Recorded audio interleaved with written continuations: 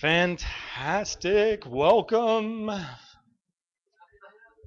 We've thank you guys for actually coming in and being here, being ready. Like I say, as we're getting everything set up and getting all the technology material taken care of.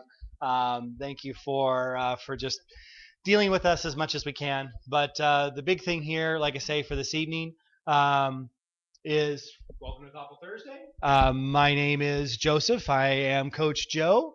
Here at Raw Revelations, we love to start to express to people the possibilities, the information to actually change your health platform and paradigm. One of those things about walking through the door here, meeting us at a farmer's market, is that a lot of times you will hear something that maybe you don't quite get at first.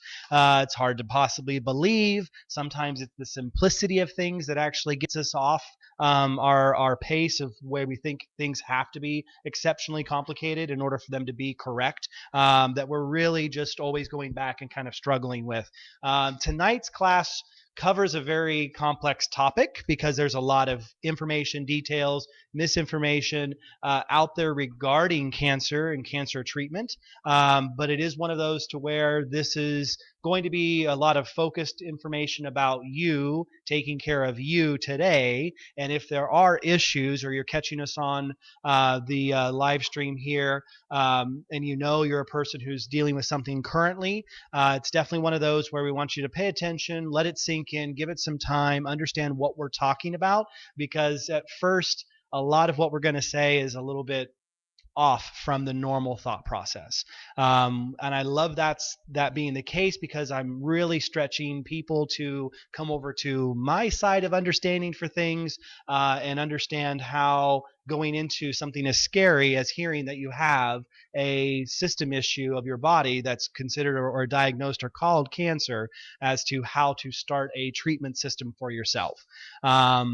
It is one of those where in this class, a lot of classes, I always give the credit, but we love for the fact that Evelyn is here. She is my shining example of somebody who is living the lifestyle of somebody who has a cancer diagnosis in a natural alternative treatment program for herself that she really has gone through extensive learning, knowledge base information, many doctors, different approaches for how to battle and to work through this process and to be operating for the last 11 years, 10 and a half, 11 years, with this being a non-pharmaceutical platform. Huge congratulations, and thank you for being here and for being such a wonderful supporter. You are a person who I want everyone to know for the fact that you can do this. There is this process. I hope you have your outlines there in front of you. You know that when we do our Thoughtful Thursdays, the first part that we like to begin with is the actual conscious breathing exercise. So if everybody can just get themselves sort of ready, relaxed, and we'll actually go through this process. If it's your first time here and joining us, then what we're going to be doing is in a long inhalation breath, 7 seconds of inhalation, holding at the very end, and then 8 seconds of exhalation to the point of really getting the full diaphragm contracted. We'll do that twice and then 30 seconds of space, and then we'll get on with the rest of this evening. So if everybody will just join me, focus on the fact of putting the hand even right there on the front of the diaphragm and feeling that expansion in the stomach as you're breathing in, knowing that you're filling your lungs as full as possible and getting it down to that point to where you really are fully contracting the diaphragm back down during your exhalation. So everybody follow along. 7 seconds of breath in. Holding for a few seconds. 8 seconds of exhalation. All the way down to nothing. 7 seconds of breath in.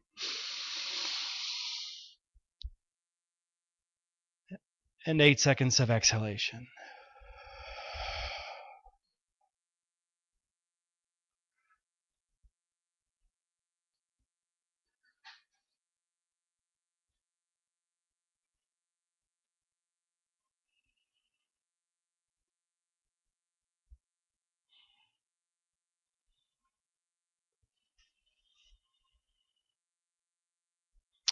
Fantastic.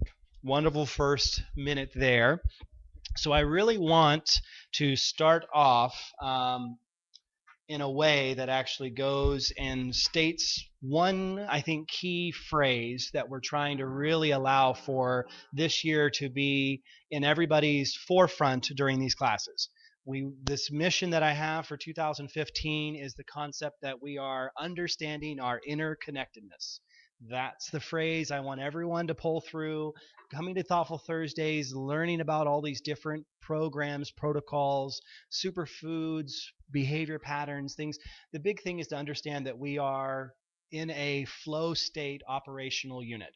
We are not, as much as people would like to believe, a vehicle or a car that has just a mechanics of individual parts that snap together, and when you take one out, there's no issues with the others. That they are, again, you are a fully functional, interconnected machine. Now, I say that because I think for this class, when we talk about eating for cancer prevention, the concept here is that we are naturally anti-cancer.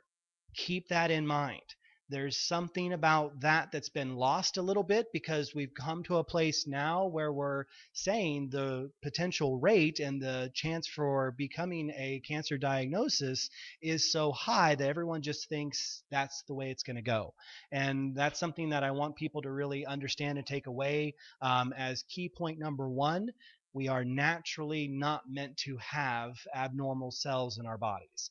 There is a lot of systems that actually help create this problem to where we really are suffering on a very grand scale. I believe we're somewhere at 1 in every 3 people in their lifetime is expected to get some form of cancer.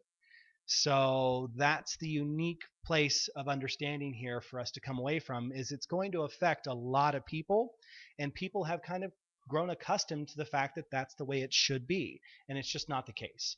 What we have is a very interesting set of circumstances that really we have to start pushing back as controllers of our own health and actually saying that that's not the way I want to live. That's not what I would like to have happen to myself.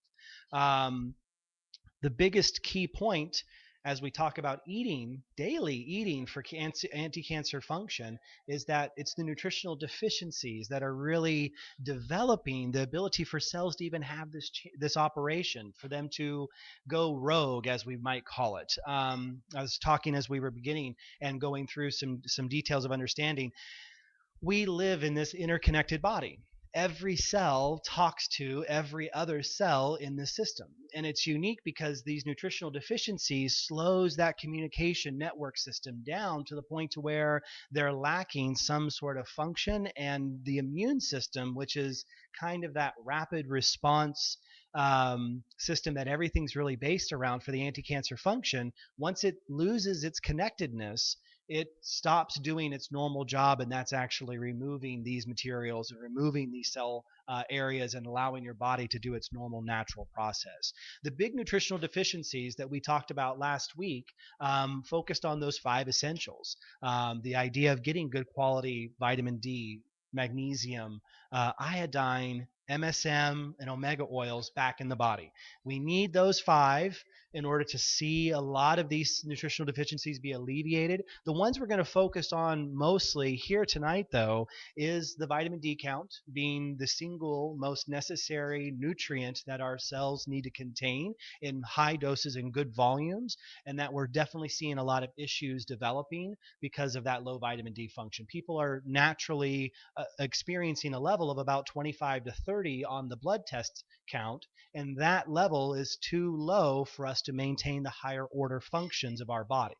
So when we see low vitamin D, as we were talking last week, 65 on that blood test is the minimum that I expect. So on the 25 OH vitamin D test, we want to see 65 as a minimum. Don't accept anything less. Even if the doctoring system says that's okay, you're within range, the idea is start to expect that higher minimum, and we'll see better health come into the body. When we really see a diagnosis come in to where something's gone wrong in the cells, I'm saying 100, which is the top of their scale, is actually the minimum for your body. because we see the operation for us to actually get better equipped in our own immune function when we see high doses of vitamin C being available. Everybody always comes back with the idea that yes, vitamin D is a fat soluble vitamin and it can become toxic, but the toxicity level is about 250 on the scale for the test that comes away from it. And if we're saying 100, we're still plenty within range for not having any major effects to the body except for better health coming away from it. This is one of those to where the other nutritional deficiencies are the ones that actually help our immune system operate to its best ability. Glutathione. This is the master antioxidant that you naturally produce, that when it's no longer in the blood system, you are going to have issues at lysosine cells open and creating this non-oxidation system that we normally would be having in response to cells that aren't supposed to be operating in the right way. Again, it's unique because when we see decreased glutathione, we also see a lot of accessory issues or accessory symptoms in the body: IBS, allergy, asthma, a lot of chronic fatigue syndrome, fibromyalgia. That's also going along with showing that there's improper function in the actual body system. And glutathione's the key to actually boosting these things back up and away from having very low levels. Most doctoring systems, most even cancer centers don't test glutathione very frequently in order to see where your body is keeping this master nutrient in your own levels. We have ways of boosting glutathione by actually using rice bran solubles, which is a fantastic food system for delivering glutathione back into the body and giving you the glutathione precursors. It is actually something that we do see coming away from the colostrum and grass-fed wheys as well too. Butter oils have a lot of this material, and there is an interesting connection to the base amino acid glutamate and getting it actually into the body. So if you're having lack of production of glutathione in the system, there's a definitive benefit to taking in any increases of the base chain amino acid glutamate or glutamine. So this is one of those where we need that to be processing, and a few other different herbs to start being able to actually boost glutathione, like cordyceps mushroom. We talked about the benefits of the superfood mushrooms. Cordyceps is definitely one that we're looking for when we want to be boosting glutathione back in the body. And we really want to start making sure that our system has enough of the actual compound ferritin inside our blood system as well too, because it's ferritin that actually a lot of times is creating the deoxygenation or lack of oxygen inside our cells that can again persist the ability for non-lysosine or apoptosis of cells to continue. So this is very interesting where we are kind of starting to understand on this daily routine and program that we should be eating in a way that's actually not creating a system that allows for these cells to continue to be inside the body. You're about 50 trillion cells. It's hard to keep track of every single one of them, and the unique thing is that your body does have this immune system to do that proper system for checking each and individual cell, and that's because the blood flow system, the lymph system, and the hormone system is the one that's in control of getting these cells to say. And it's almost like a door-to-door knocking program where each time the blood's essentially coming by is saying, are you still functioning okay? Is everything all right inside your cellular system? Is there any problems here? If you don't answer right to the 3 questions, you get kicked out. That's the way the immune system continues to operate if you have a lot of these nutritional deficiencies balanced. We do see a lot of other micronutrients like zinc and selenium and iodine being very critical in the functionality of our cell system because they're so essential to that base immune operation that we definitely want to get our bodies back into having those 5 essentials that we talked about last week back into the system. But we also want to see nutritional deficiencies that come away from certain hormones like HGH, and testosterone to start being reversed as well too. This is something where we definitely feel that there's actually a strong connection from lack of testosterone and lack of HGH in the body that allows for cells to not be consistently regenerated properly. And we definitely see that this is something where we need to get that understanding around our bodies through saliva testing for those hormones to understand why we're seeing issues inside our body as well too on those deficiencies. Goji berries are the thing that give us HGH. So if we can start taking in extra goji berry in order to boost our HGH levels and start, taking in certain androgens to start allowing for better production of our testosterone systems like Tribillus or deer antler, pine pollen, those things are again going to promote cellular vitality and actually give us the energy that our bodies need to stay in a very good regenerative, rejuvenated state. So we definitely see a complex network of these different nutritional deficiencies that everyone's trying to sort of mitigate and push their bodies through to get out of this sort of scenario. And it is one of those to where a class that we're going to give in 3 weeks is called epigenetics. And for everybody here who doesn't understand or is beginning to understand epigenetics, this is where people will consistently come and talk about the concept that they have cancer in their family.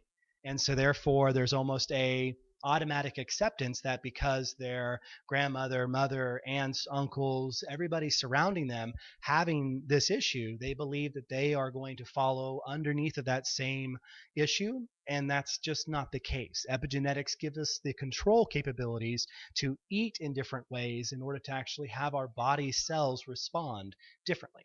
One of the most powerful lessons or concepts to continue to use for yourself is every 7 years you are a brand new being. Every molecule of your body is new. There's nothing that's actually kept, even as much as we'd like to think that there's something about us that maintains all of the molecules in our body move around and are replaced every 7 years. So when you change what you're doing today, eating differently, focused in a way that's anti-cancer living, you are preventing and promoting your own body to never let this system take hold of you. And that's the way we need to approach this, is that, hey, as soon as I start my ticket of getting on the train of being healthy and eating in this system to promote high level of antioxidants, extreme levels of really good nutrients like vitamin D and glutathione, we're going to create a system that doesn't allow for this issue to creep in and start causing a problem. So the nutrient deficiencies are something that I want everyone to understand how to get on top of.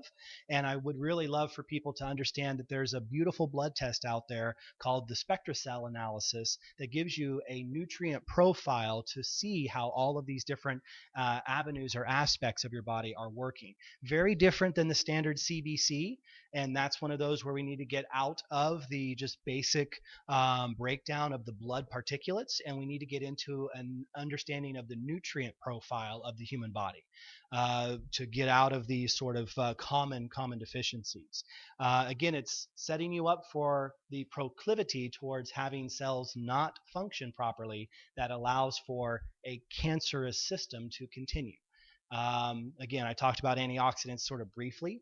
Vitamin C, of course, one of these great things, but vitamin E, things like astaxanthin, turmeric, these antioxidants bring material to the body that allows for areas to not quote unquote rust.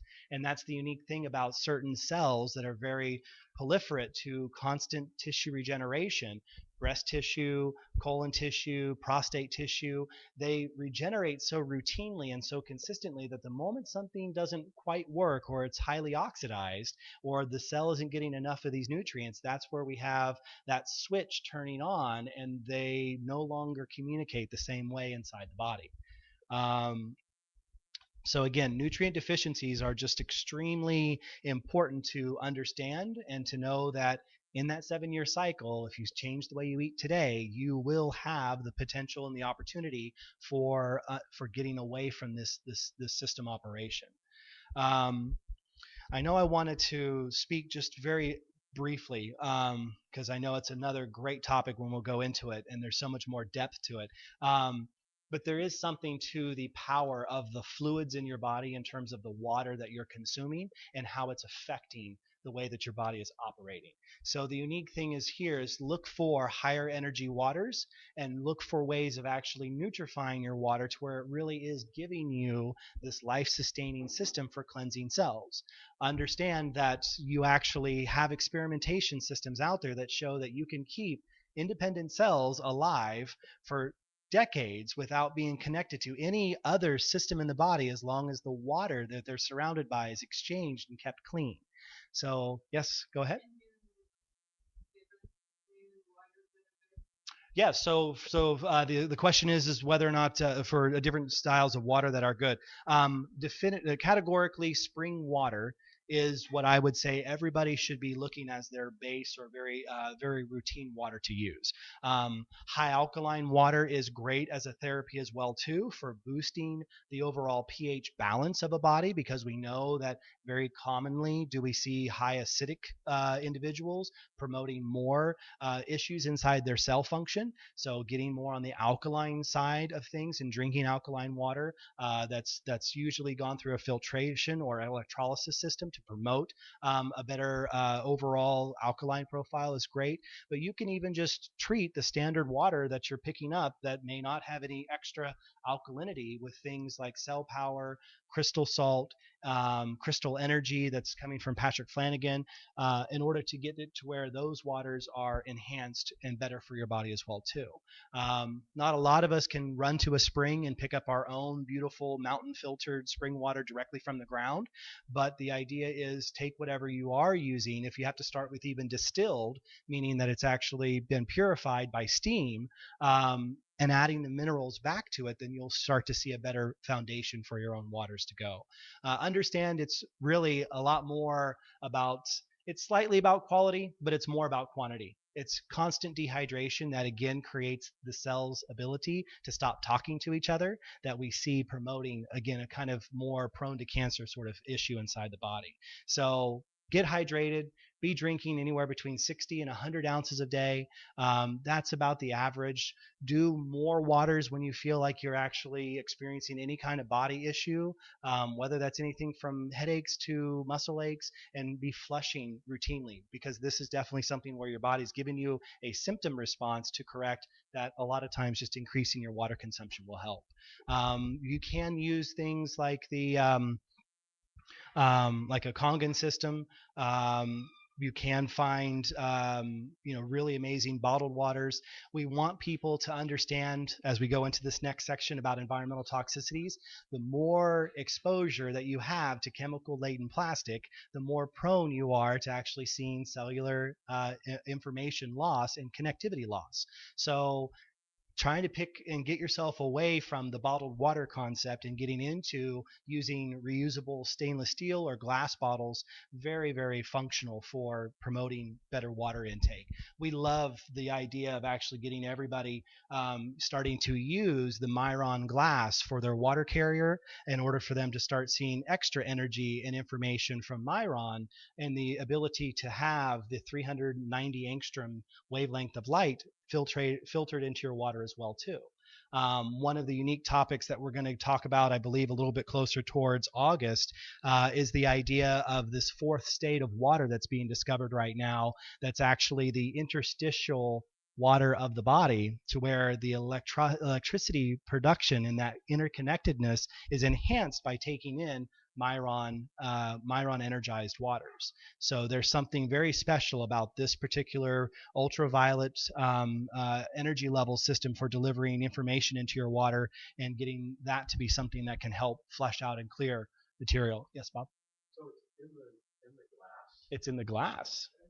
And the, again, beautiful thing that Myron does is it harnesses a very particular wavelength of energy, and that wavelength of information gets dropped into the water that's inside the container that your body then takes in, and as it slowly replaces the water existing in your cells, the higher energy water helps benefit the body. Yes, exactly. What I have for myself, which is my fun little invention, is I have 7 of these at home. And so what I do is I'll fill them up on Sunday. And so I'll drink from that last one on that Sunday that's been in the water's been in the container for 7 days. And it's been cycling, technically having the higher energies go into it. And then every week I technically drink through those 7 bottles. And that's just my first bottle for the day. I'll still fill it up and add more so I can use a 32-ounce container in order to do this 4 times for it to be the general basis for getting enough water for my body. But that way, the first water that I'm drinking will have that higher energy profile. Dr. Emoto and the power of water, with his studies, showed that the longer the exposure system was for the Myron glass to water, the higher the energetic crystal vibration of the water that it was being enhanced. So that's my I can't imagine someone taking, and again, his study actually showed that there was 30 and 60 and 90-day increments for testing the water as it was left inside the Myron. To have 90 bottles of Myron in order for each one to cycle for 90 days, a little bit tough for the garage space that I have currently, speaking for myself. But it is one where we really want to see water be something. And when you're making choices for better water, you're getting out of the tap water system. That's the big piece here, because this environmental toxicity is not just the plastic that the water's contained in, it's actually what's inside the standard public drinking water system, from the fluoride to the chlorine to the bromine, which are normal environmental toxicities. But the fact that the recycled water system that we have now is completely um, full of toxins, from everything from pharmaceuticals down to pesticides, a lot of different compounds that we just never would want to be drinking if we knew it was in there. And it's interesting because we just have a governing system that actually sets a standard to where it's okay to have a certain amount of each of these compounds in, even though we don't know how it's going to affect myself versus you versus anyone else, where some people are just extremely sensitive to those types of issues. Environmental toxicities also include a lot of our estrogenics, our actual like xenoestrogens and xenohormones that come in from everything from our milk production system to the actual injectables that go into a lot of the cattle and chicken and material like that, and also down to the point of GMO foods, to where we see different types of crops that are affected by GMO. Uh, um, um, Interaction, and those can be again another form of environmental toxicity that we want to stay away from, because we see how common it is now for GMO food intake to be directly linked with cancer cell production.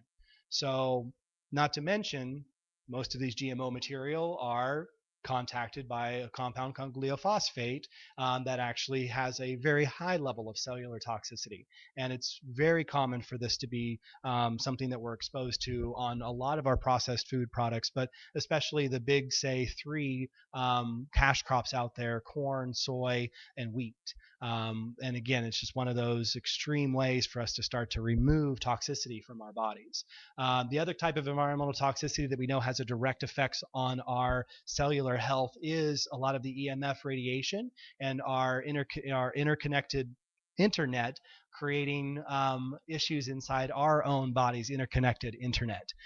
So the more we're exposed to, especially high-level Wi-Fi and certain types of frequencies on a routine basis, we're seeing that there's a direct correlation to those types of environmental toxins as well.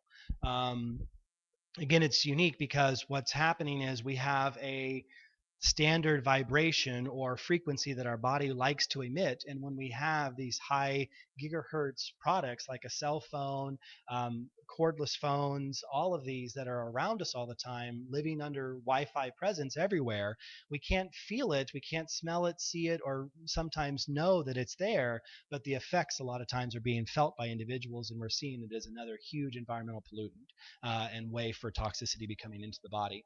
Um, Again, it's unique because with the environment being so bad for almost pushing us towards a cancer system, our nutrient deficiencies being so enhanced, and that problem kind of creating the ability for these cells to happen, no wonder we're seeing this epidemic and this outbreak really kind of take hold of us.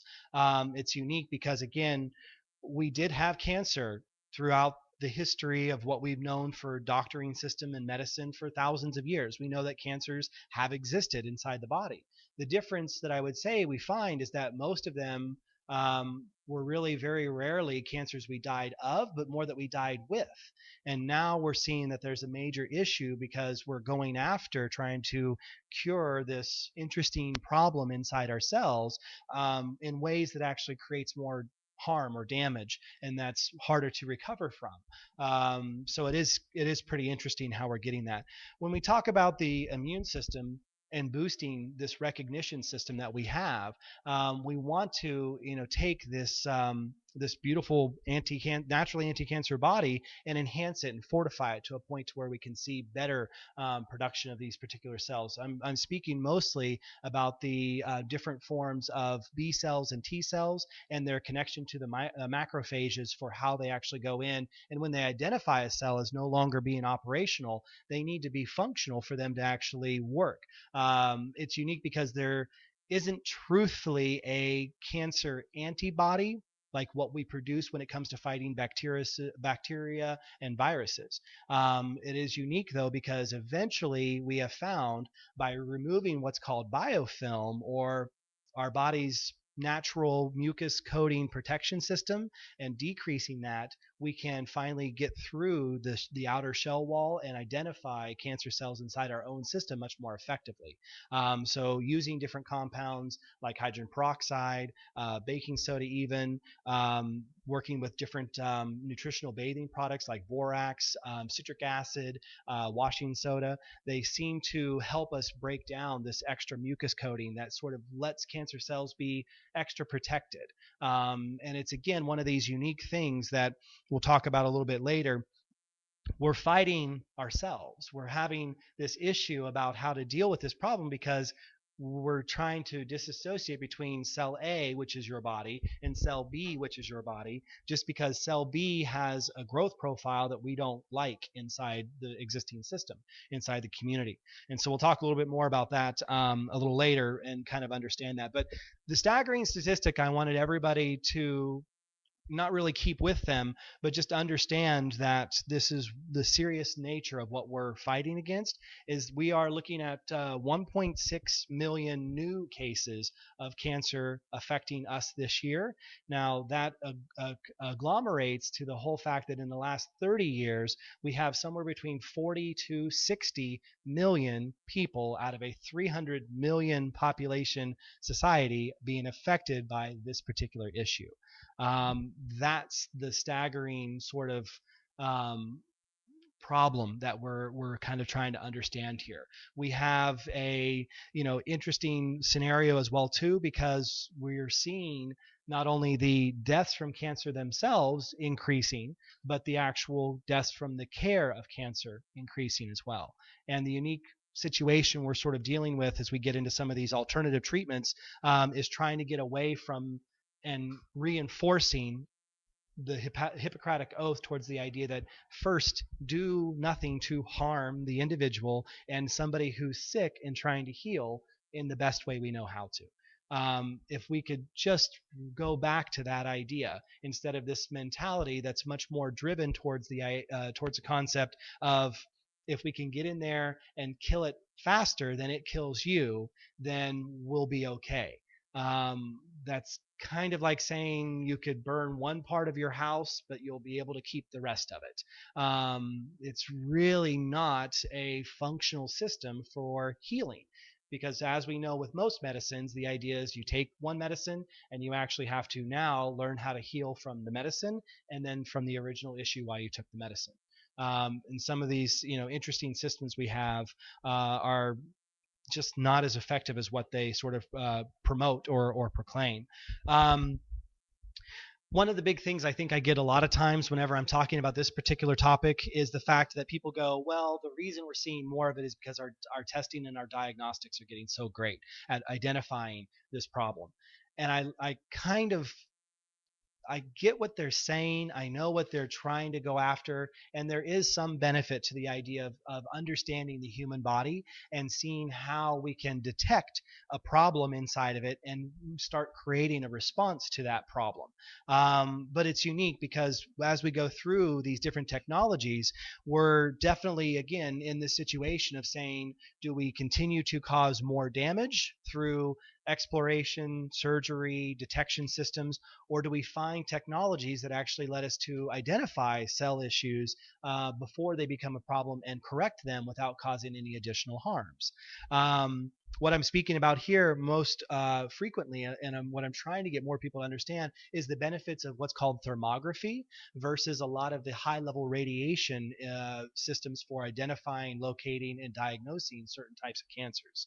I know thermography has its limitations in terms of for brain cancers, it can't go through the skull in order for it to find areas where there's a problem if you are dealing with any sort of brain issues.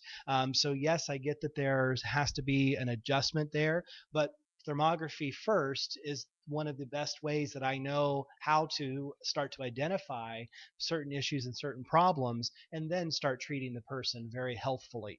And that's one of these beautiful ways of getting more on top of. You could take a thermographic scan of your body every 5, 10, 30 days if you feel like it. There's really no damage created to the body by being exposed to the actual images. And can I just, no one will really be able to see that, but let me just see your booklet here, Evelyn.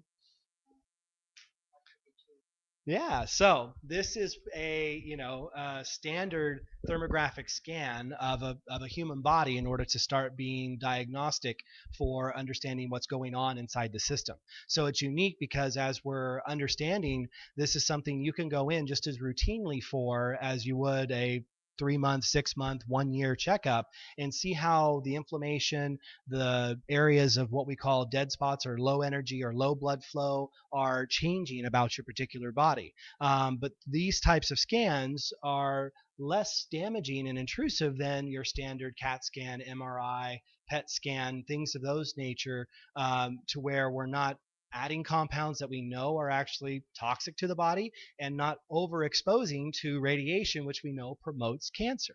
That's one of the interesting pieces where I kind of go back to, can we not just figure out a way to decrease what we know causes cancer to a person who we've already understood or diagnosed that they have a potential issue inside their cells? It is unique because we're going through, I think, a readjustment here as we go more towards natural healing processes. And with thermography, what's amazing is you can identify potentially cancerous cells down to 2 to 3 cell group in certain localized areas, to where most of the other systems need anywhere between 20 to 30 and sometimes 100 cells to be affected before you can even identify them. So that's one of these interesting processes for us to go back to.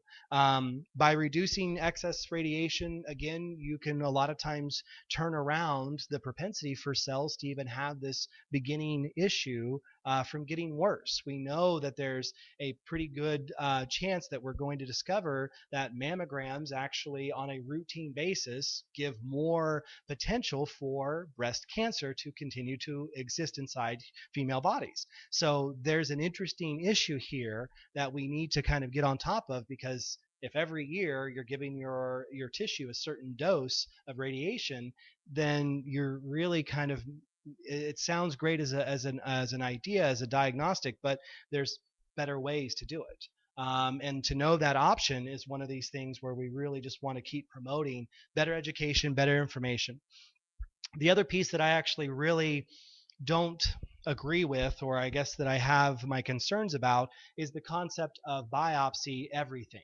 The idea of getting into a human body and really not knowing if it's a great idea to be cutting open these particular cells, because now we understand that there's actually a huge relationship to lysosine or physically cutting cells that have gone cancerous or are precancerous in the body, that sends out information to actually promote it to be inside the human body in a non-localized area. So when you have a growth in a particular spot, the concept of cutting it in order to actually remove a piece to biopsy is open to the fact that the rest of the bloodstream, the rest of the lymph system now can receive cancer signals and can start creating a further cascade of problems.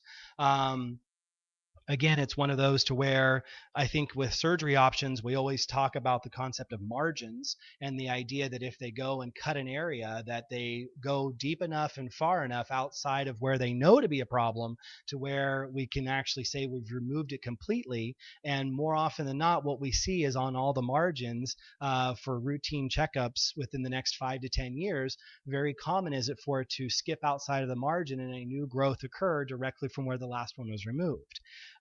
This is something that we see very commonly in a lot of the melanoma treatment systems that are out there for cutting the actual area of the skin.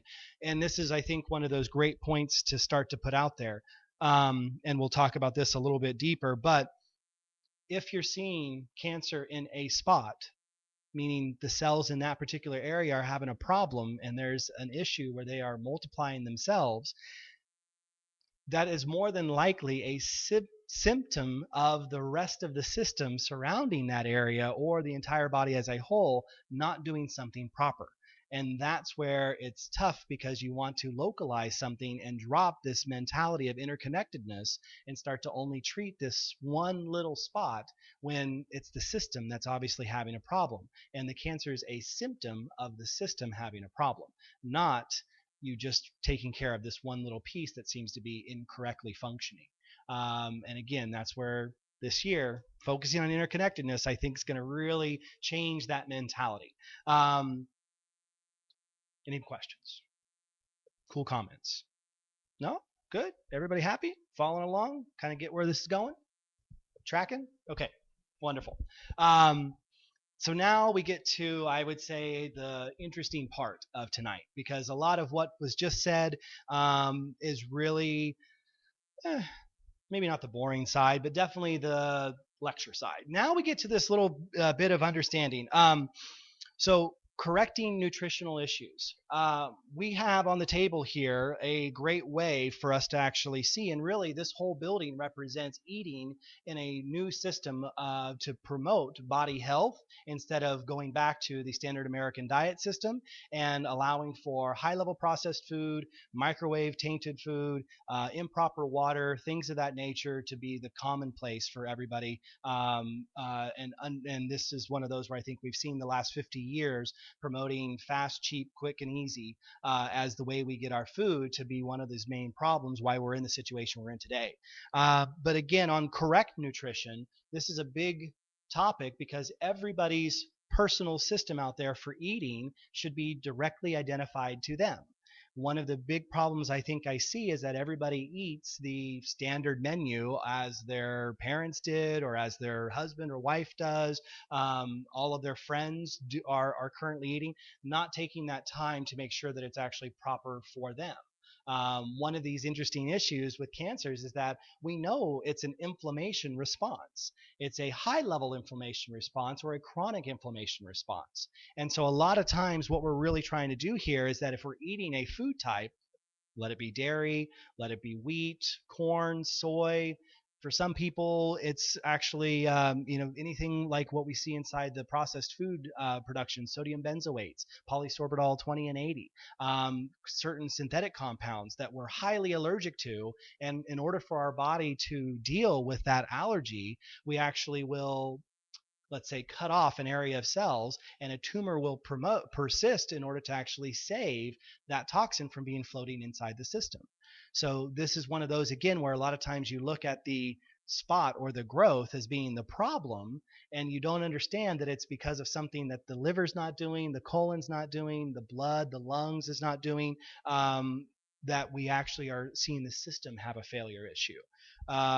But correct nutrition means the idea of what's correct for you, getting your body down to the point to where everything you eat is not creating any kind of hyperinflammation, any allergy symptom. I don't know how many people I talk to on a routine basis, and what's funny is they'll say, "Oh yeah, every time I eat there, I always have a problem." My immediate response is, well, why are you still eating there? That's that whole interesting concept of, well, they have an easy access drive through that's close to my home, so therefore that's where I eat. Instead of stopping to go, well, wait a minute, bless you, I could probably find a better place to eat that doesn't cause issues for my body. it's unique because when we accept certain things as normal and they're not, that's where we get into a lot of trouble and a lot of problems about our diets. Um, and correct nutrition is one of those to where not everybody needs to be, strictly vegan. Not everybody needs to be eating 5 pounds of beef every day.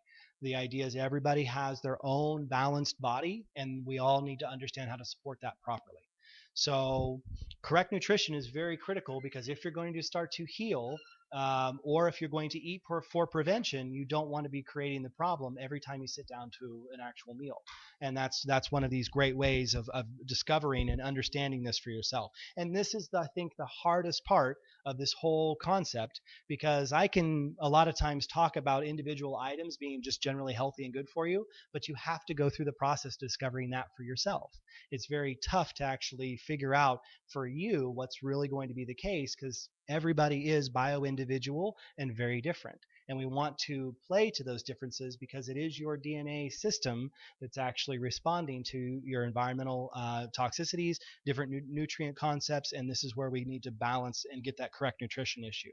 Now, detoxification programs is again another major concern because not everybody needs to be going through the same detox or the same sort of system, whether it be the master cleanse, the maker's diet, or the idea of just going strictly to solid fruitarian system because that's supposedly going to solve their problems.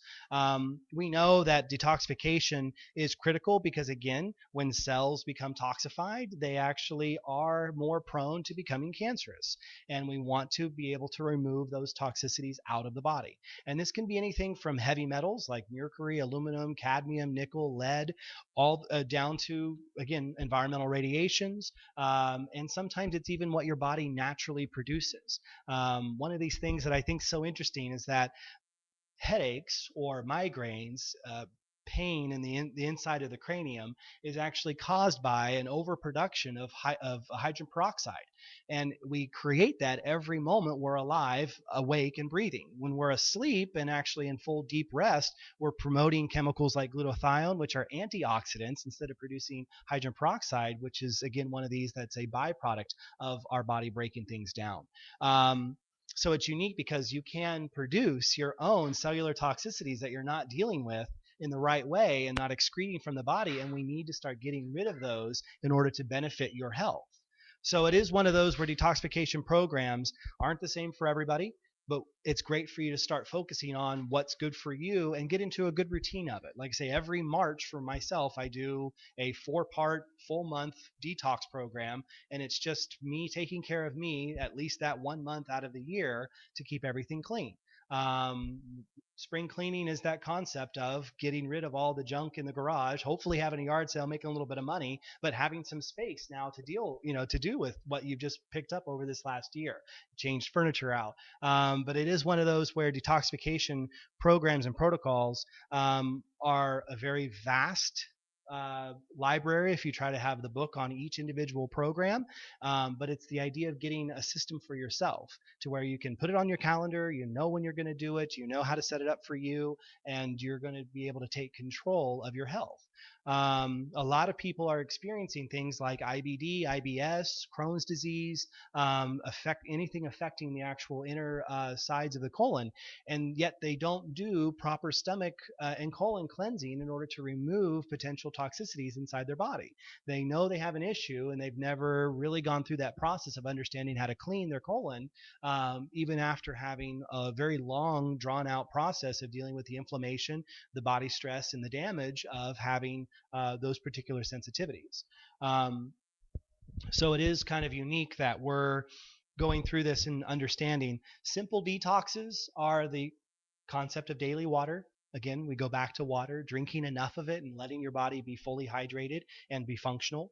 The other, again, great detoxification system that I think a lot of people should be doing routinely is every so often spending some time with certain clay mineral powders or activated charcoal.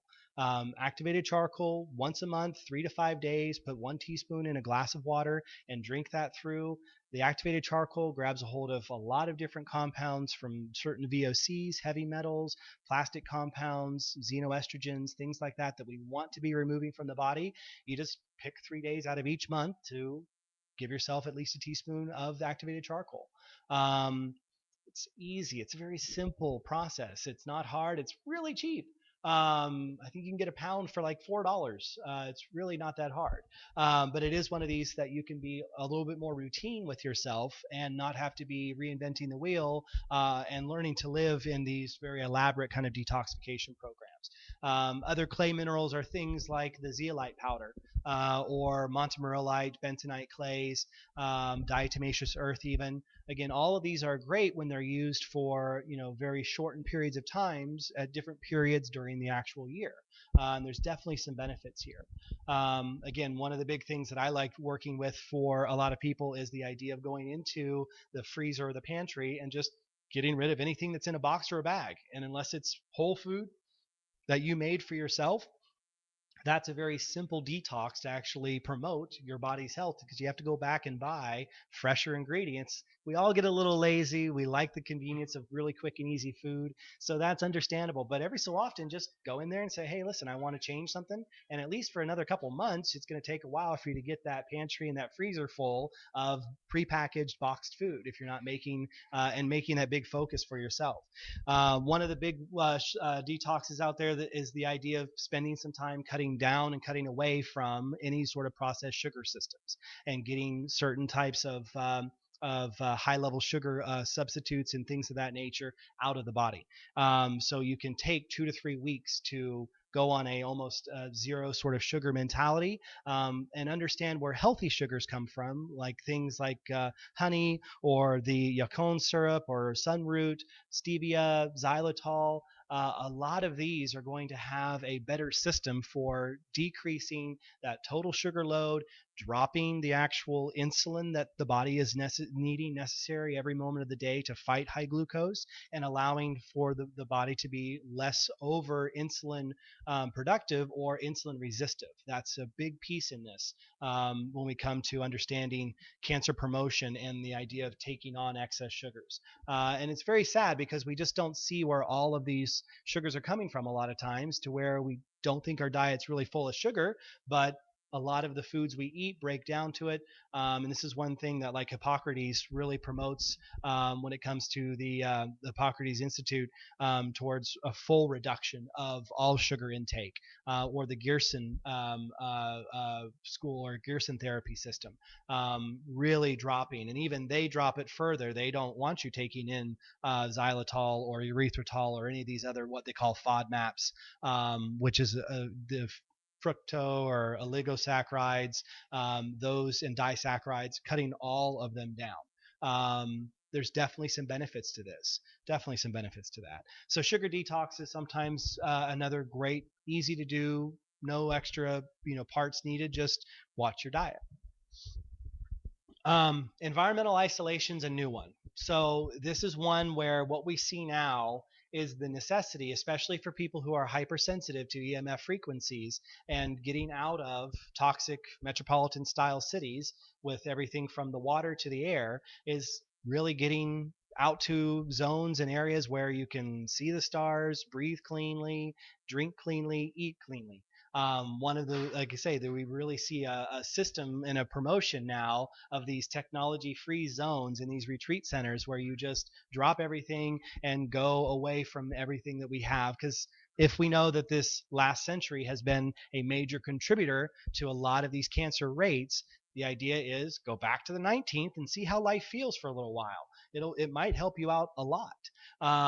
It's unique because I still believe there is something to the fact, as we talk in the last section for today, really taking care of your environment and not being constantly bombarded by your environment is a definite way to be in control of whether or not your cells are prone to cancer or able to fight and actually move against cancers.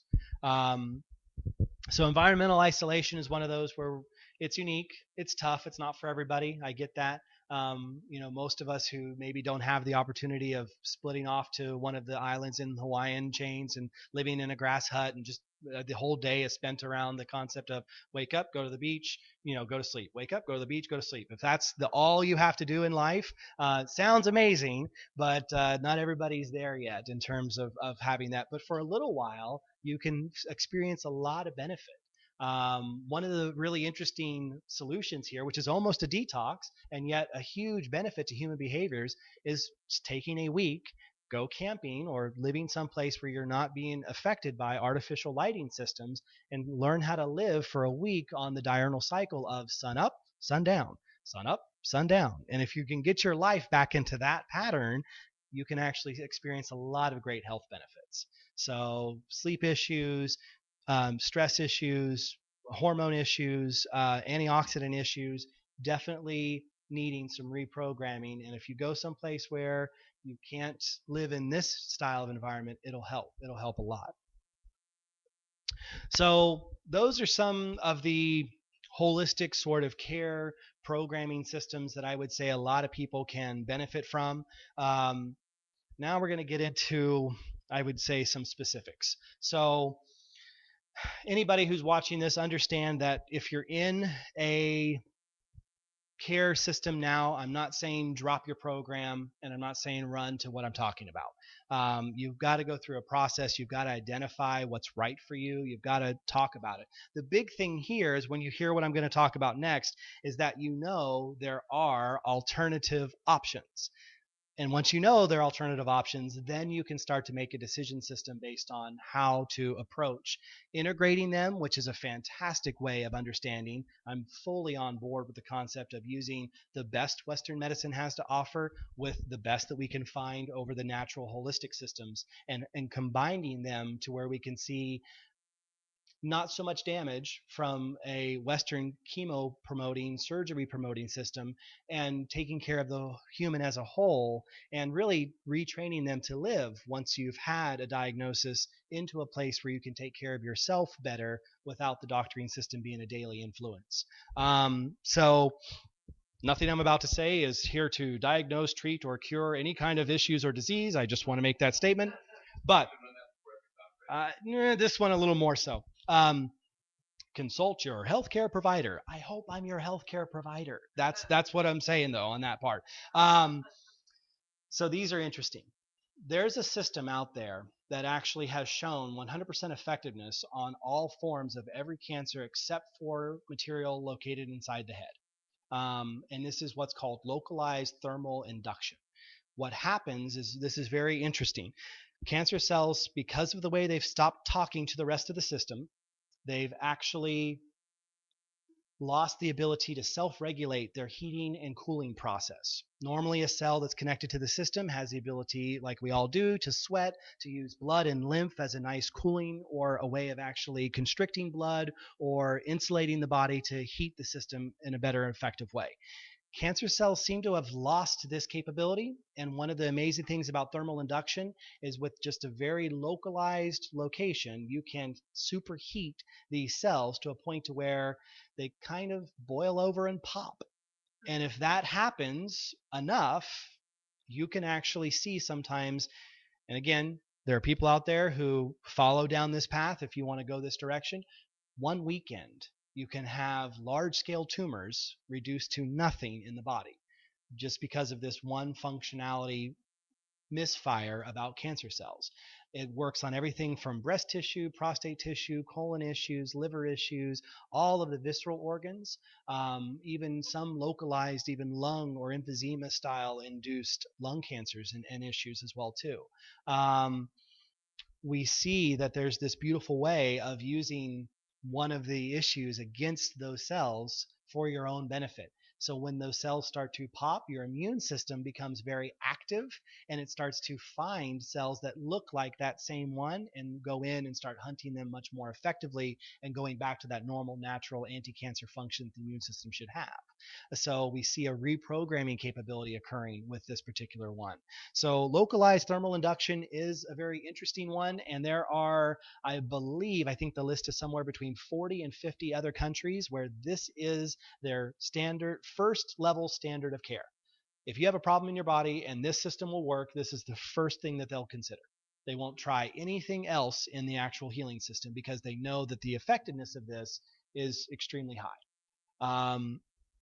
So it's very, very amazing how this can actually work.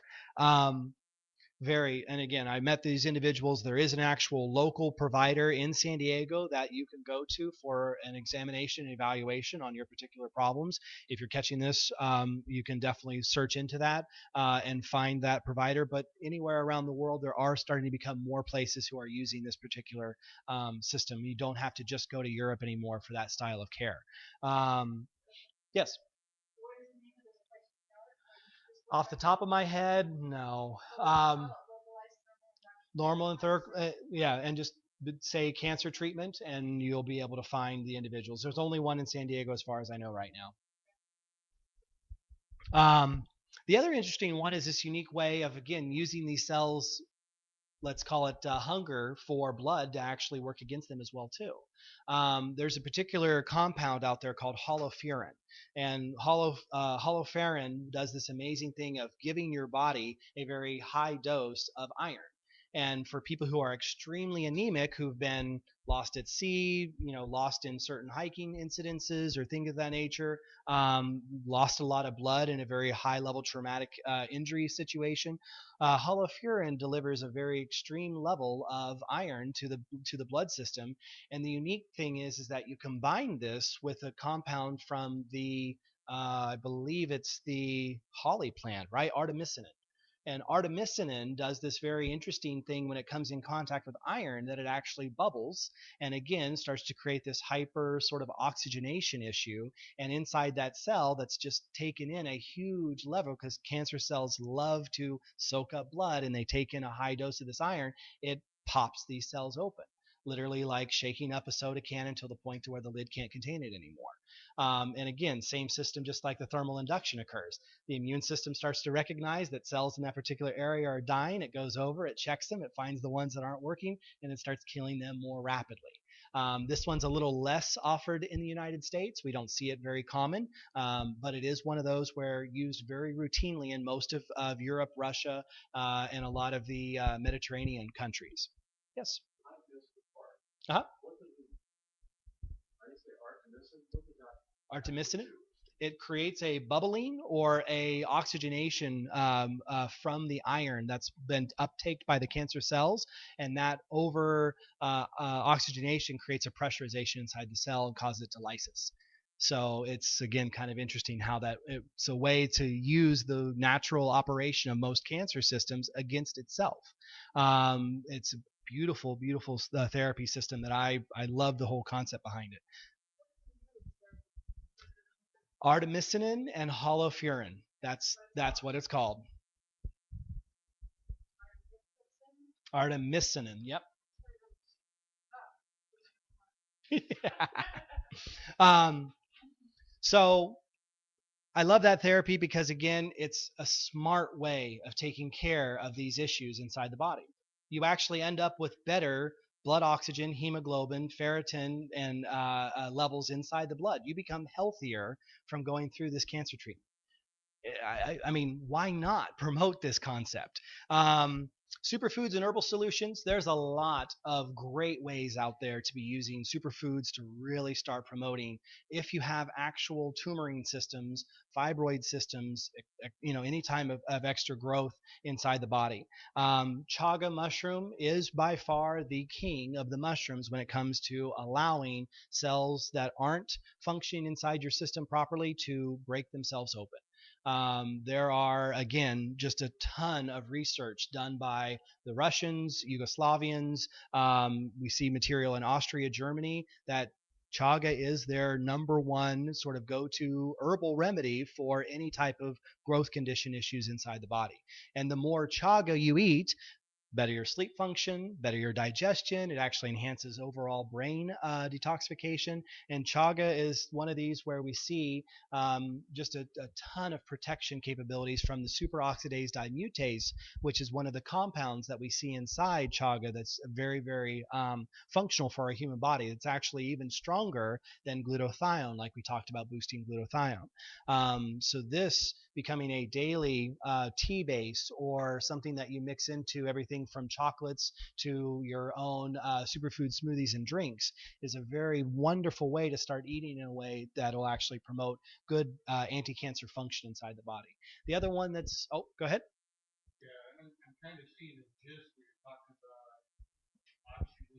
Hmm. Correct.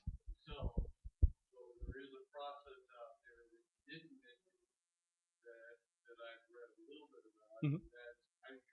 Hydrogen peroxide. Correct.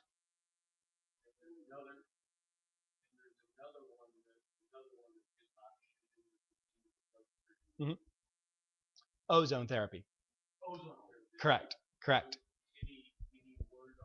So yes, again, this is definitely something you have to go to the proper healthcare practitioner or provider to do IV treatments with hydrogen peroxide. It's one that's, again, if you don't do it to yourself, please have a person taking care of you. But the concept here is that hydrogen peroxide gets around a cell that's actually has this thick mucus outer coating, and the hydrogen peroxide creates a bubbling reaction, and eventually that bubbling reaction actually eats through the cell just like a bacteria. And that's why when we use hydrogen peroxide to cleanse wounds, that's what we're technically doing is by adding excess oxygen, we're seeing that start to function. The interesting issue here is that it doesn't work for a lot of the actual cancer systems that are encapsulated inside certain body organs that don't have a huge amount of blood flow or blood exchange. So that's one of the limitations that we see. There is benefits to doing the IV therapy, and ozone therapy is even another step higher. So here you're dealing with this hyperoxygen O3 molecule, and most viruses, bacteriums, and things of that nature that are a lot of times promoting cancer cell production will start to actually break themselves open as well too. And this ozone therapy is a little different because what they'll either do is they will actually treat, say, 1 to 2 pints of blood and reintroduce that back inside the body after they put the ozone injection into the blood, and they'll give you that back into your own cycle. There's also ozone enemas. I've seen that used, and there's a potential for that to start to actually to do a lot of great function. And then just drinking ozonated water as well too. It's unique though because constant drinking of ozone water will deplete the probiotic of the intestine, and we don't want that to be something where we start to create more issue inside the gut system for a person. So there are different ways of using ozone therapy, but anything from treatment of mold to certain high level MRSA infections, HIV, hepatitis, a lot of these are actually benefited pretty extensively from using ozone therapy.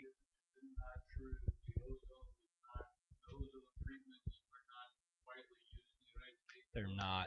Mostly Europe. And again, used as a lot of times preventative. The idea is if you're routinely going in for ozone therapy, you'll never have an issue inside your body that ozone can treat. So we're seeing this whole concept of boutique medicine really coming in, and I can't wait for us to catch on and actually start to treat people in ways that help promote good health instead of actually breaking things down.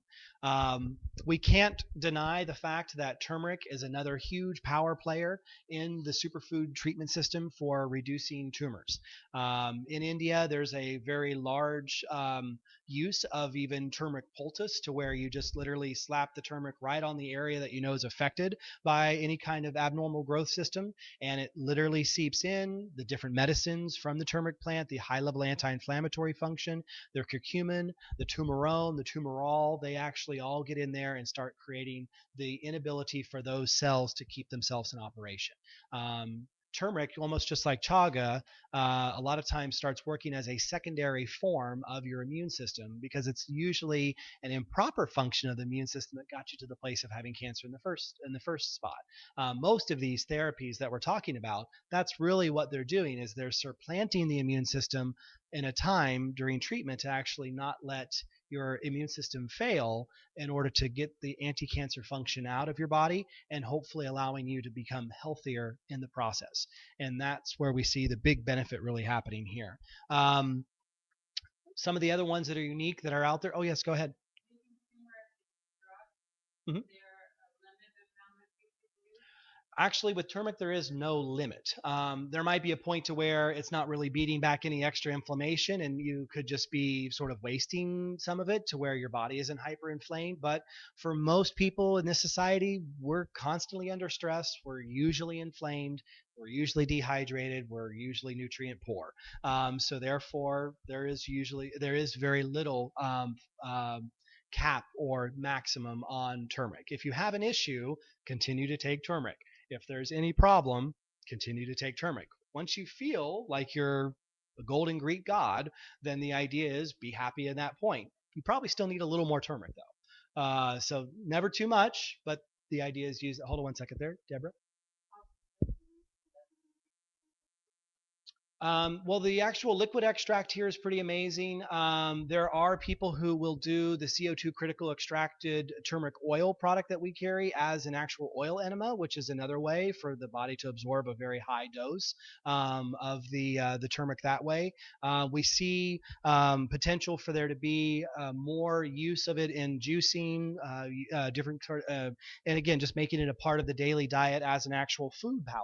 So it's one of those to where when we know that the actual cancer rates, the high inflammatory disease rates of the country of India is so minimized, one of the big proponents is the fact that they eat pounds and pounds and pounds of turmeric a year. It's on everything from rice to morning breakfast meals.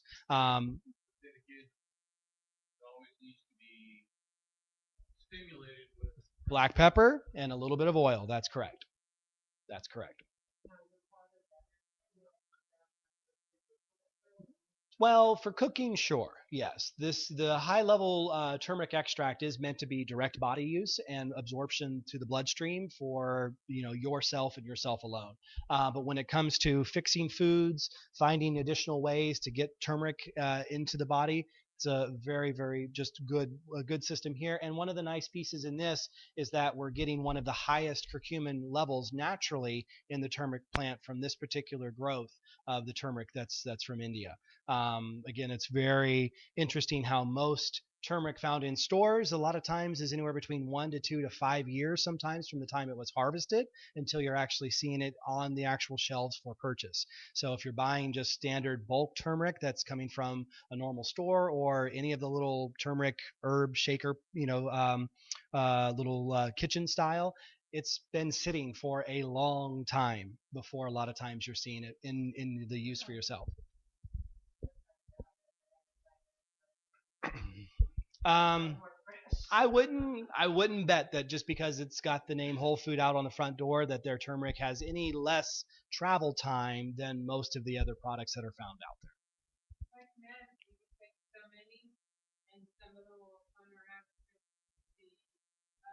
Correct.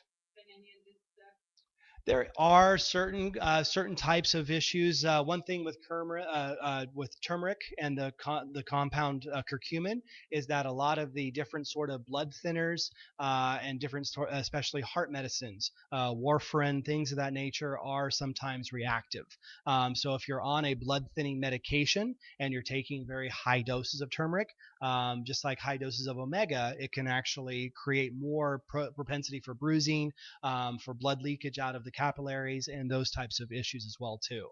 So yeah, definitely something where for each individual person and whatever other systems that you're working with, you want to make sure that there's no counterindications that's occurring. But the one thing I would say on that though, just to keep with the talk that we're doing today, most of the issues are from the pharmaceutical and the natural. Very rarely is there actually any issues from natural with natural. We don't see that problem happening as much or as often. So it's usually the synthetic system that's creating the problem, and it's those things we want to watch out for. Yes. I mean, technically speaking, as a food, I mean, it stays for a long time. But to get that high level medicinal quality to it, the shorter the duration, the less it's been dried and exposed to sun, the better you're going to get the benefits from it. Uh huh. Yeah. Perfect. No, and that's great. You're taking those extra steps and precautions. It's just interesting when, like I say, some of the travel time for when the turmeric's harvested wherever it might be picked up from around the planet, it'll sit on a shipping container yard for years before you actually see it in the store.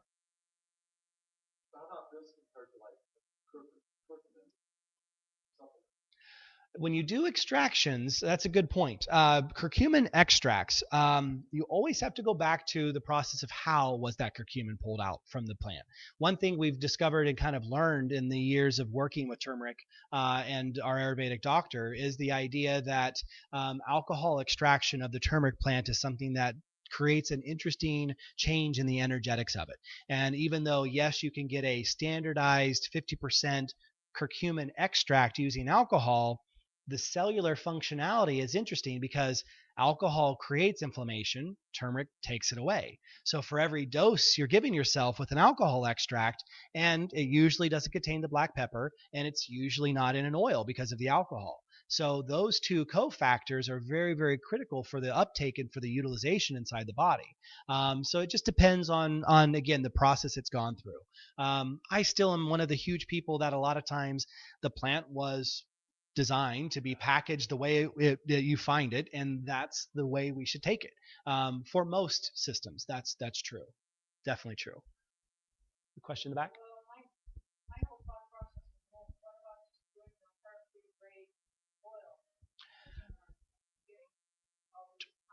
Turmeric oil, meaning say that. So, what's a therapeutic grade turmeric oil?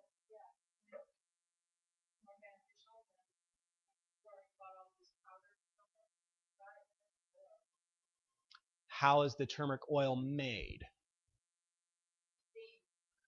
Oh, like an essential oil. Oh, no. See, that's so there's an interesting issue there.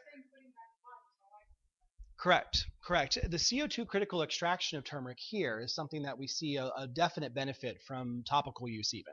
And again, the steam distillation, it works very well inside the body as well as being anti-inflammatory, and that can be a big part of it. But a lot of the anti-tumor containing medicine versus the anti-inflammatory material is found inside the actual particulates of the plant. So when you've extracted that completely away and you're no longer consuming the actual true turmeric herb, some of those cofactors that do the lysosine of the tumor cells is missing. So yeah, it can be great for an anti-inflammatory or an analgesic, but the anti-tumoroid system is lost, and that's because turmerone and tumerol and some of these polyphenols don't make it through that steam distillation extraction.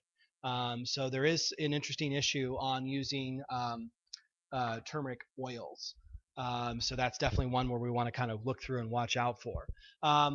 We really want to kind of go through a few of these other, great materials. And one thing I would, like I say, I know I'm trying to grab through.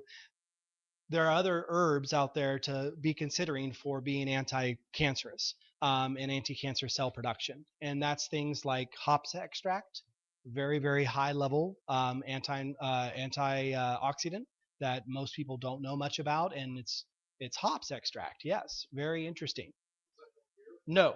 Um, so your standard American Budweiser does nothing for stopping cancer, just to let you know. But hops extract as the actual plant is pretty amazing. Cinnamon extract as well too is one of these where we see a lot of great function. And this is something where you mentioned about the ability to do an essential oil extract. There is benefits to where the production, and it can be something taken internally to where you do cinnamon oil inside the body as an antiviral, antimicrobial, and anti-tumor function. And then the other one that I like for people to kind of go away from today is also graviola.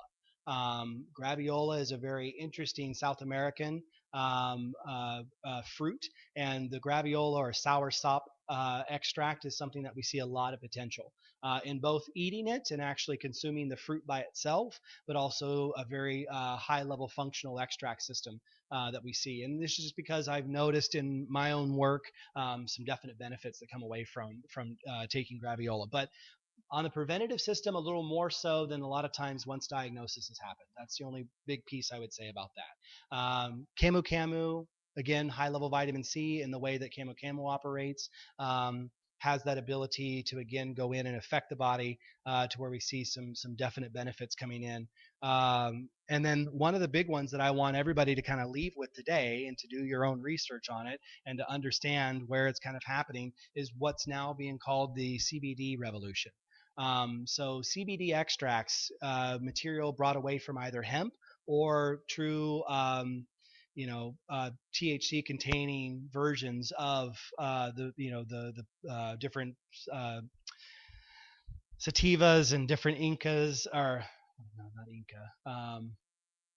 Any Cara? No, what is that word? Anyhow, different varieties of these CBD containing plants. CBDs are something very unique and very powerful, and the extraction process is finally getting to a point to where we're seeing more functionality and more use of them as true medicines, and definitely in the integrative system as well too, to where we're seeing some definitive benefits to not just using the smoke and inhalation sort of function of CBDs, but getting it to the point to where you're actually doing the ingestion as a plant resin.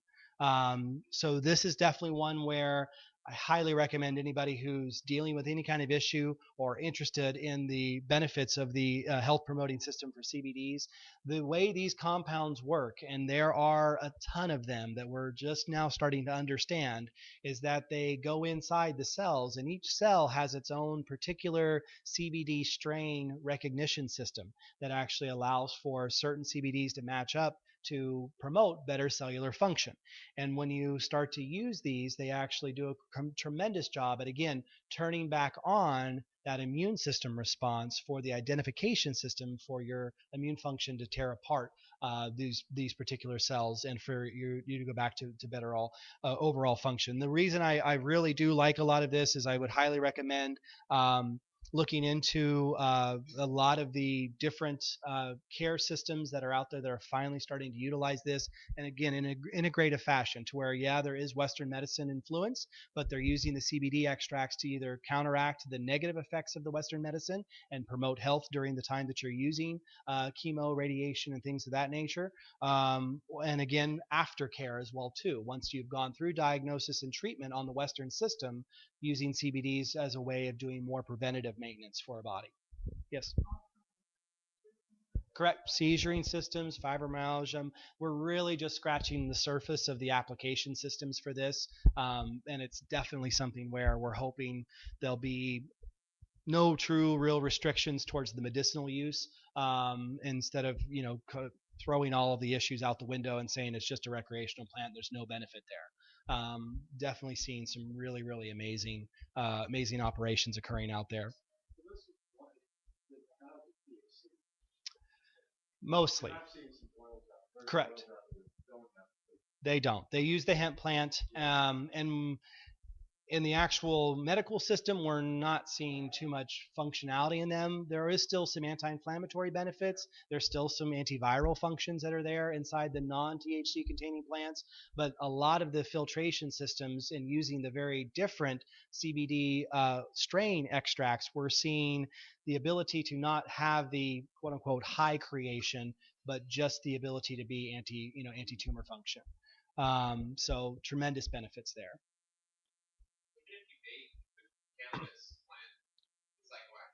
Correct. If they're right. Juicing it is something where we see a lot of benefit. And cooling, yeah, and cooling it out, there is a lot of benefit to that. A lot of benefit. Um, so I'm going to kind of drop any questions about anything we've kind of gone over in the last hour. Everybody still happy? Still okay to be here? No one want to run away yet? Okay. Here's my thing, though, and this is something that I think's really come out of the last few years of working with individuals and going through this whole process. There's something about the epidemic nature of this particular issue inside the human body and what we've been talking about, the path that kind of leads to the relationship of having this in a system. And that's one where when we see sort of the mistreatment of the biomechanical machine that we call our body by having the nutrition deficiencies, having an extremely toxic environment, being hyper stressed, very little low functional care, just going through this whole process. It's been an interesting and very introspective system that I've started to come about. And there's something, again, like we kind of talked about in the beginning, we're talking about a system that's interconnected and interrelated. So it is tough when you actually have a problem in one area or one set of the cells that you can't just burn the whole thing down to get rid of the problem. It's unique because when we say abnormal cell function, usually it's only in the concept that the cell itself has turned off all of the ways that normally it would give up, and actually it tries to survive on its own.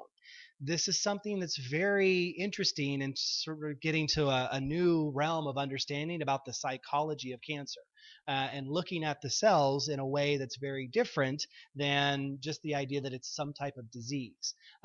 We've gone at it for the last 50 years or so in that mentality, and really what it's created is a lot of different types of issues and body dysfunctions, lots of tremendous problems for the system. But abnormal cell function in this realm is just the idea that the cells have gone into a mode that actually says they're not going to listen or participate in the community as an active whole. And I come up with this really interesting sort of way of thinking about this, and I know that everybody can relate. And as we go home today, we might drive to wherever it is that we live and think about this. But this process would be akin to the concept that when you get on the freeway and you drive through an area where the houses, the homes, the businesses are run down, broken down, sort of torn apart. They're no longer operating in this nice community oriented fashion. They've gone very kill or be killed sort of mentality. The strongest survive. The survival system you get put into, and what we've understood about the sort of inner city mentality about promoting yourself to the highest level you possibly can, it's unique because you couldn't napalm or nuke that one street to get rid of the problem that the rest of the system has to learn how to live with and operate with. So the idea that I really want people to kind of go away from, again, about what we talked about with all the different treatment systems, is that non-specific treatment and the issues of treating the whole body with a broad spectrum poison is just not, it's not healthy. It's not functional. It's definitely one of these where I'm looking for the ability for people to understand that you can cure the system and get rid of the symptom if you treat cancer as a symptom, not a disease, not a finality. And the idea that when you get a lung infection, when you remove the infection, the system goes back to healthy. If you have cancer and you remove that organ, those areas, whatever it is that's gone to the abnormal function, a lot of times the rest of the system is then unhealthy. It's one of these where it's not the same, and we keep treating it in that way. And it's definitely something where I want the next generation of healers and doctors and people to start to understand and think this way about it. It's almost kind of back to a way of, if the body's healthy, love it. If the body's unhealthy, love it even more, because there's actually some benefit to actually fixing that sort of that's. And the other piece to this is that very rarely do I see long-term preventative, especially post cancer diagnosis and treatment care. This is one of those to where so many people do we run into the idea that they've won their battle. They're a cancer survival. And then they go back to the exact same lifestyle with the exact same habits, with no real dietary changes, no nutritional changes, no additional understanding about themselves, except for as long as they get those negative blood result tests every time they go in for it, then they consider themselves okay. And again, that's just one of those ways that we really can start promoting better health in this overall community function, because it is a community we're dealing with when it comes to treating the human body. And the idea is we're trying to promote longevity. We want someone to be sitting here like Evelyn and actually saying, yeah, this has been 11 years of life and a great struggle because of all the wonderful things that it is about, instead of doing a lot of times life ending treatment system that doesn't promote good health. We really, really want to see what's really kind of occurring here as something different, and identifying it as a way of learning to love more, fear less, enhance your body by taking on the concept of preventative care always. Even if you're actively dealing with something, still work on prevention. Keep working on prevention, because eventually enough prevention can become the cure. That's the beauty of actually going through and living healthy lifestyles for eating for cancer prevention and using alternative treatment therapies if you can. First sort of round of defense, and have this major emergency style, broad spectrum, sometimes destructive care system be the background of it. One of the big things that I want to come away from this, for people who are watching, for people who are here, for family, friends, loved ones, if you're a better consumer of your healthcare and you go with the idea of options for treatment, and you just constantly are asking the question, is there another option? Are there other programs? Are there other ways of learning to live with this, to balance my body, to get healthy during this whole? We can become consumers that actually promote a healthy United States healthcare system, and actually a health promotion healthcare system, instead of a symptom or sick care treatment system that we have now.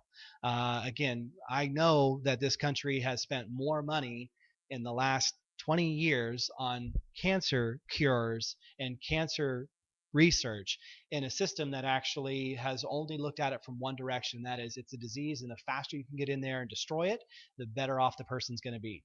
And that's not always the case. We definitely want to get back to a place of, I think, trying to open up and express that.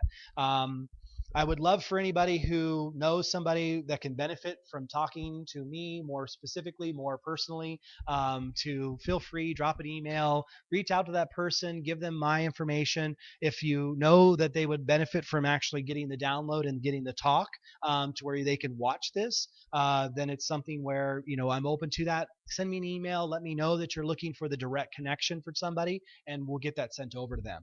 I want to wrap up here right now with the idea that for anybody who is catching this online, or watching this through YouTube, feel free to, of course, leave comments, send me an email. You can find us or contact me at joseph@rrsuperfoods.com.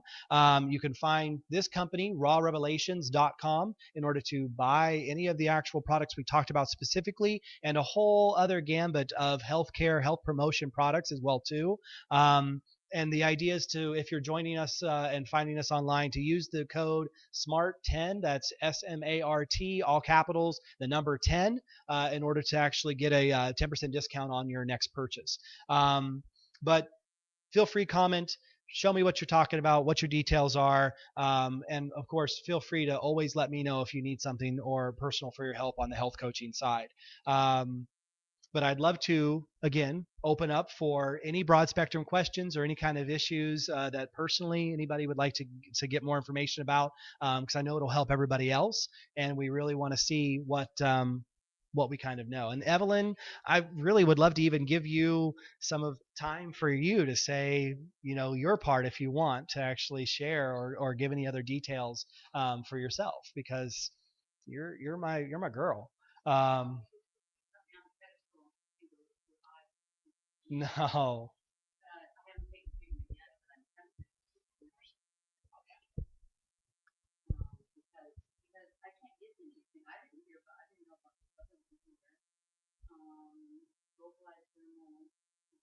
Hmm.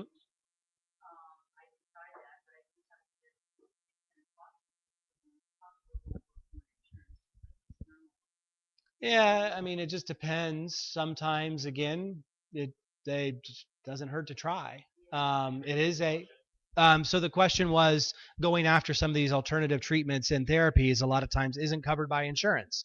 That's one of these pieces where, as a better personal consumer for your own healthcare, understand that the limitation should not be being a part of the existing system. That's technically to say that by rowing your boat slightly out of the main current, and going for your own care system. For anybody who's catching this, I agree. It's tough when some of these treatment systems that are out there are 10, 20, $30,000 a month.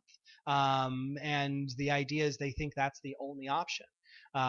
There's therapies out there that are a couple $100 that you can take care of for yourself. And it just depends. Correct. Oh yeah, turkey tail and agaricus and chaga. We only talked about a few, but there are a ton and a ton of these great superfoods that actually do that best benefit. And I know that you're again always coming after the alkalinity and pH balance and the idea of not being acid promoting. And eating a lot of green food and no sugar and using that system for self body promotion. And that's the big congratulations on the 10 years of doing everything that you've done. 11 years. Yeah. um, yes. Oh,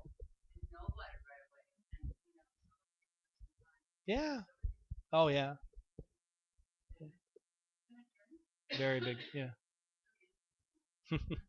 You need to write a book.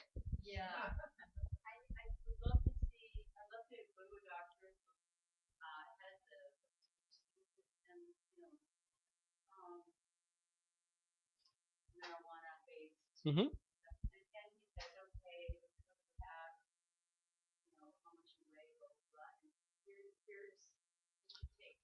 I have my connection. Yeah, I have my connection to UCLA that I could get you in contact with, and you can start looking down that road if you're interested. So again, for people who are going after or want to pursue CBD materials in order to see how they might function, there's definite, doctors who are using this as the basis of their treatment at UCLA Medical Center, San Diego Medical Center, at the UCSD system. I know Berkeley has their own operation as well too, and so there is a lot of great research and a lot of people who are, using this as a serious alternative.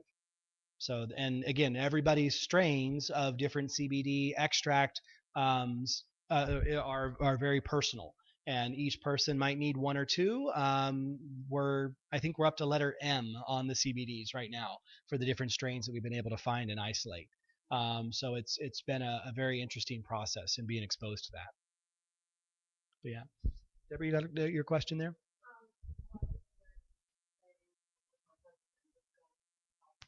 Uh huh.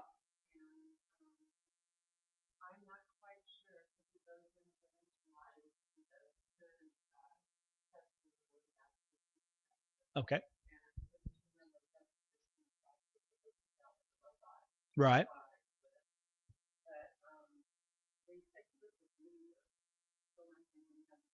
Mm. Yeah, it's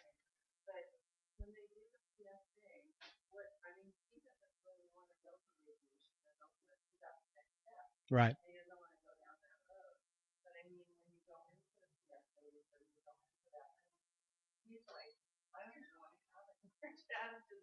Yeah.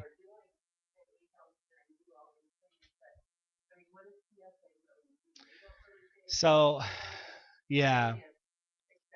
So PSA is a value that's been given to the inflammation level of the prostate gland. Higher inflammation levels, more obstruction to the end of the colon, which means more backup of the lower colon and more issues of impacting fecal matter inside the body and creating other conditions, other issues. If your PSA value is extremely high, your prostate can swell to the point to where you can't remove any excrement through the body. Um, once you've had surgery, the unique thing though is that healing and with the prostate, inflammation is natural. It is to happen in a certain degree, but when you work on balancing your foods, increasing fiber intake, using things like glutathione, vitamin C, vitamin D, um, probably even looking at certain enema style treatments that can give direct contact to the actual prostate, you can see some definitive benefits. But a PSA does not actual high PSA does not always actually equal cancer. That's the other part that it's tough for people to kind of separate the two. They use it as an indicator and they say, oh, the number keeps going up and down, but it's the idea that the swelling, the growth factors, if there's fibroids or different things coming off the PSA, off the prostate, then the PSA is going to be elevated. But yes, diet has the biggest key to this. Taking turmeric and balancing pH and getting glutathione back in the body, working on removing all the allergens, doing the detoxification to pull material out. Again, the prostate just has the unlucky position of being passed by all of the excrement that goes through a person, to where anything that hasn't been digested or toxic to the system is rubbing up against and creating more inflammation, kind of like the gallbladders. Correct. And so when people have their gallbladder removed, it's sad because it's what's been moving through the body that creates the condition. And if you never clean it, never take care of it, allow it to be inflamed all the time, then you very quickly get into a position where they have to remove it out of the body. It's very sad because that changes everything about the way your digestive system works. But like I say, the PSA values is another one of those tricky places, because high testosterone has been said to actually create issues, and yet if you keep your actual hormone levels balanced, high testosterone is the way to drop PSA, and to actually create better tissue regeneration. So it is unique, because a lot of times I still think that there's this car mechanic mentality about healing one particular area. You've got a problem in the prostate, so we're not going to talk about all other 20 to 30 feet of the colon, or what you're putting in your mouth, or how your liver is operating. We're just going to treat that one particular location, instead of looking at the interconnectedness of the whole.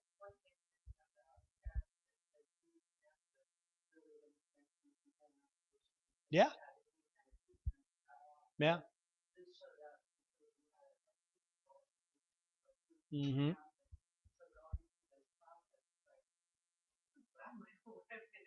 Had any other issues?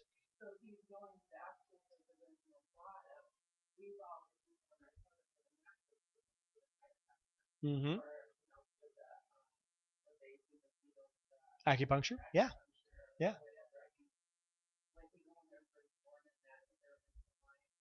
Oh yeah. Oh yeah, definitely.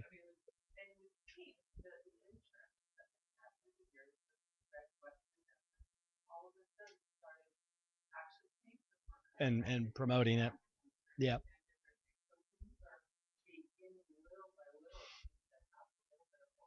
Yes. Yes. A little bit. A little bit. So, any other questions?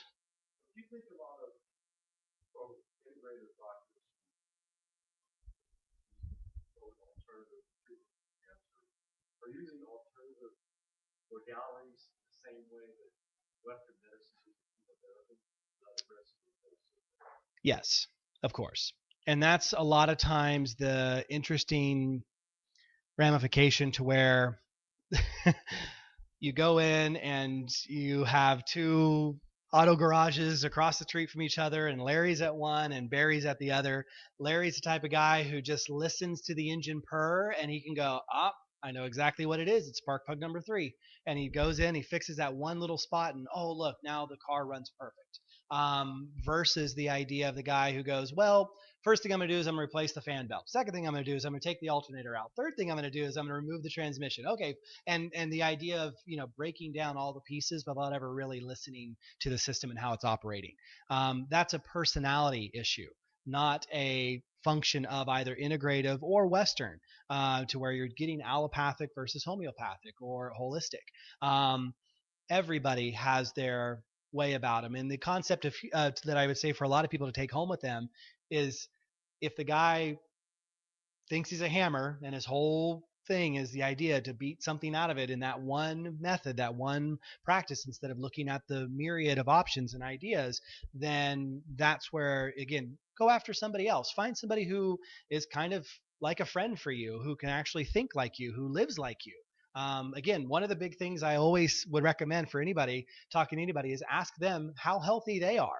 Hey, have you had this issue? Have you ever dealt with this personally? Like, what's your experience surrounding this? If you get to that whole interesting situation, You know, you can bring your classic Ford to a guy who's only worked on Nissan and know that there's going to be some issues with him understanding how your system's operating. And I hate to go back to the car thing all the time, but it's an easy one to kind of understand, and it's different how you should see yourself in, and for you not to be treated like a car.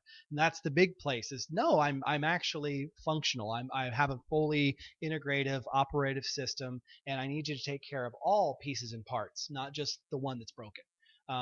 So that's kind of a big piece in that. But yes, it is very true that ND, HPP, you know, anybody out there can go at things in a way that only makes sense to them, and never really asking, especially the patient, what makes sense to you. You know, if I tell you the only solution is green drinks every day and stand on your head for 15 minutes, and you go, well, that kind of makes me dizzy and I can't stand vegetables. Okay, we just need to change the mentality about, finding what does work for you. So there's an interesting piece in that. And again, everybody who's successful in business, and in which that's what the doctoring system is, and that's what everybody else out there, if they only have one mode of getting to their solution, that's where you got to maybe say, even if they're a great friend, you've worked with them for years, they're just not that right person for that particular moment. And be able to be willing to separate yourself and to take care of you. So that's, again, get back to the idea that there's multiple options.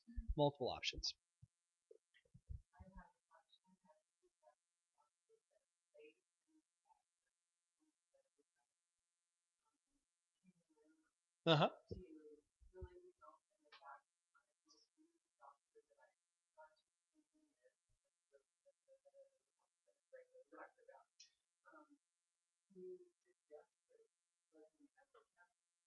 Uh-huh.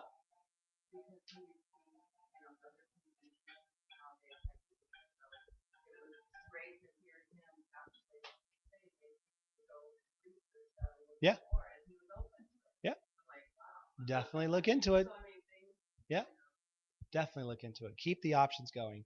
Um, we'll wrap up, and I'll send you home with the mentality, like I say, of treat yourself well. Have people who are in your medical care system who do the same, please. That's a big piece in this. The reason why I know that's the most important is if you're unhappy about your care, who you are, your place in life, it's hard for really good things to be coming to you and to be helping you heal. So please, please be out there. More options, better systems, take care of you. If there's any personal questions or anything, feel free, let me know.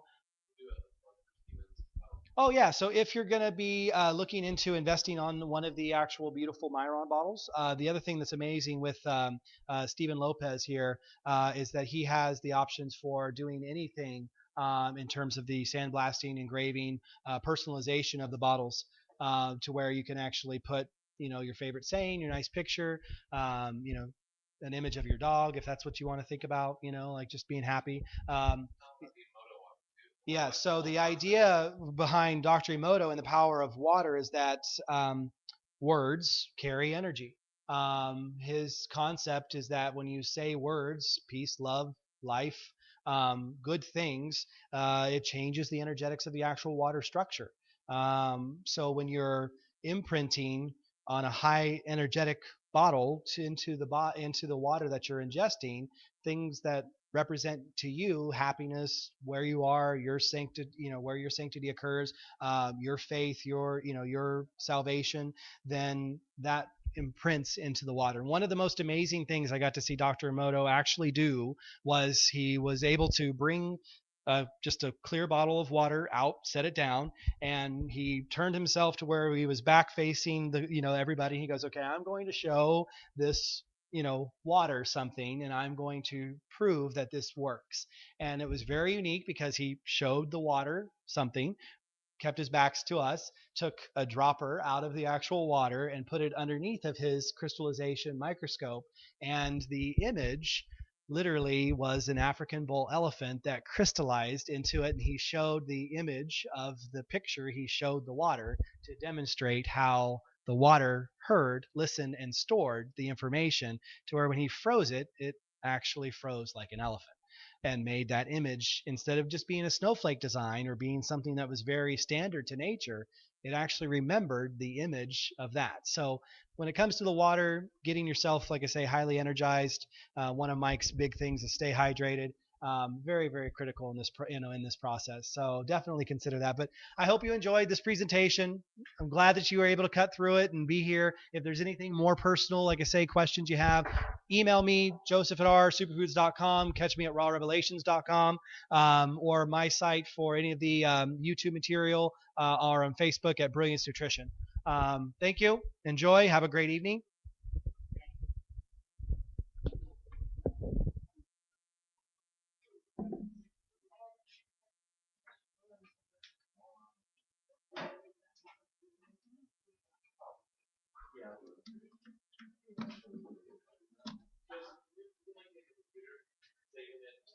Oh, sure. Sure.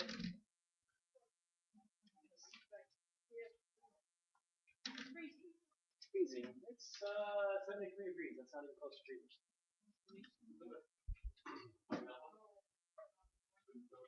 Yeah.